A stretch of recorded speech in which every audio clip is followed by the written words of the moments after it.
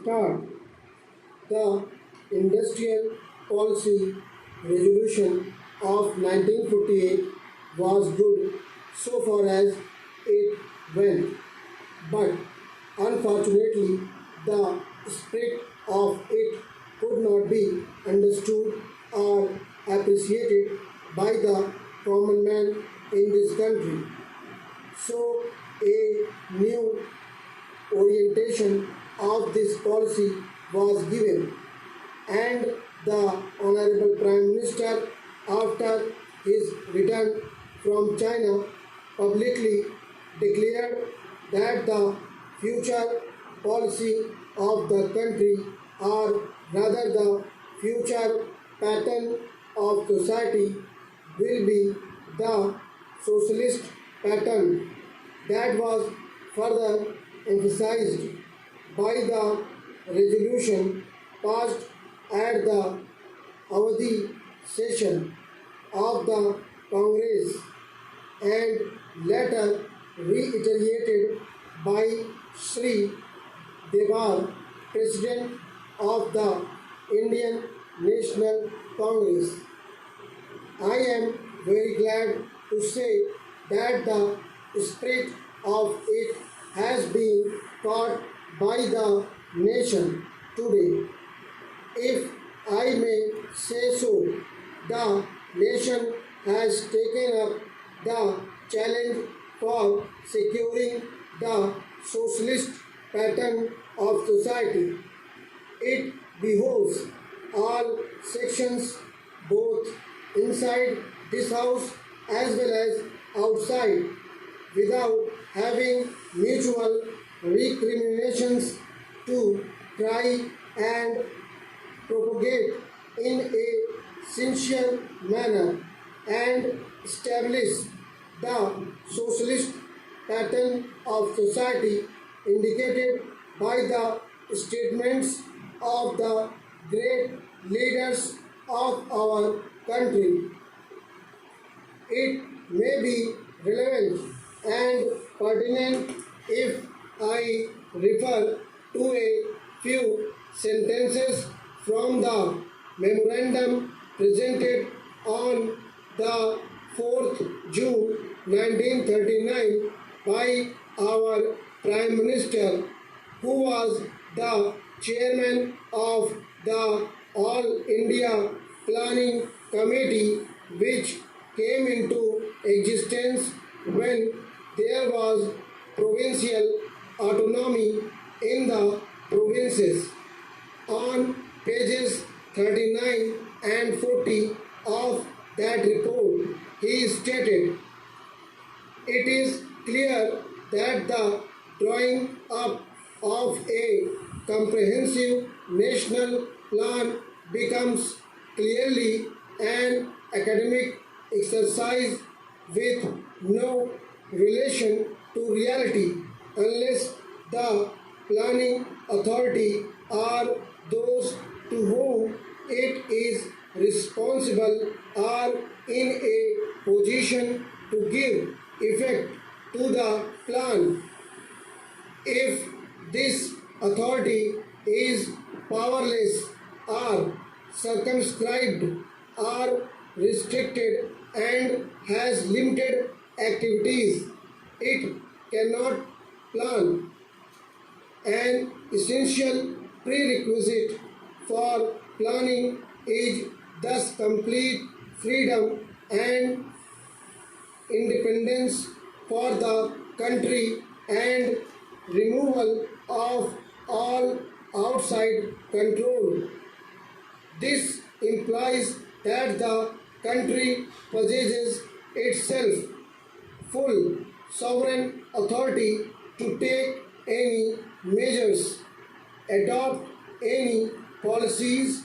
and form any relations with other countries as may seem best to its governing authority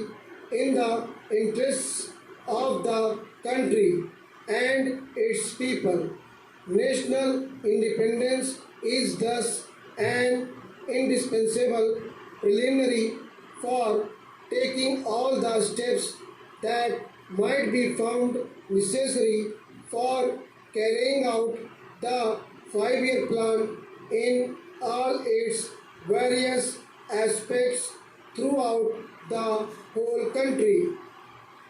At the present moment, it is clear that not only have we in India no national independence, but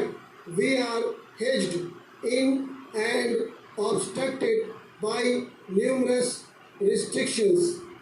limitations, safeguards, and reservations which block the path to planning and progress. Our plan for national development must therefore be drawn up for a free and independent India. Thanks to the sacrifices made by millions of our countrymen and countrywomen under the leadership of the father of the nation, Mahatma Gandhi,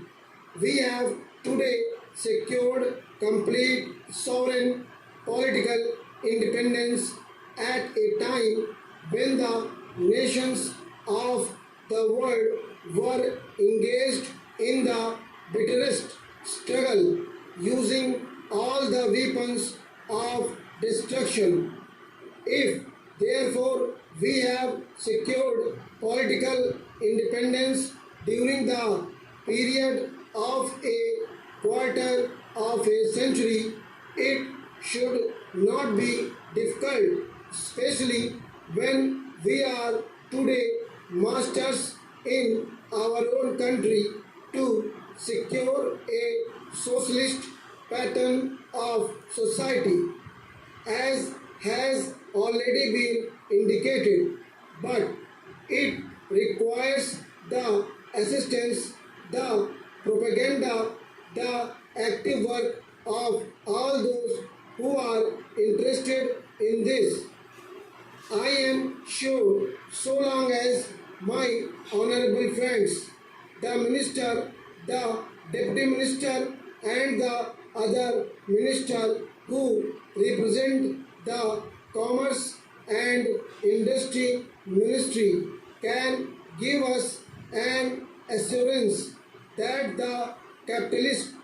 pattern would be avoided. Some of us who believe in a 100% socialist democracy give an undertaking that certainly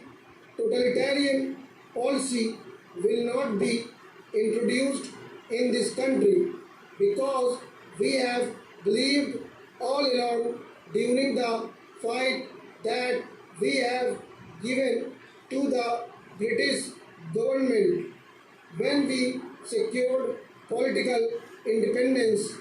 that we shall try to maintain democracy undiluted and a socialist democracy at that. I am absolutely certain that in this country of ours, liberty of thought, liberty of speech, and liberty of action will be guaranteed to every citizen to express his views in the manner he pleases. I therefore assure my honorable friend that so long as we do not, in the care of a socialistic pattern, support a capitalist system, India will stand 100% for a socialist democracy. Now, luckily for us, the fundamental rights of the Constitution have declared that a citizen would be assured of many of the social amenities which will give reasonable comfort from the womb to the grave. mere enunciation, as I have said many times, will not satisfy the common man unless the saying is put into effect. I am absolutely certain, therefore, that so long as there is a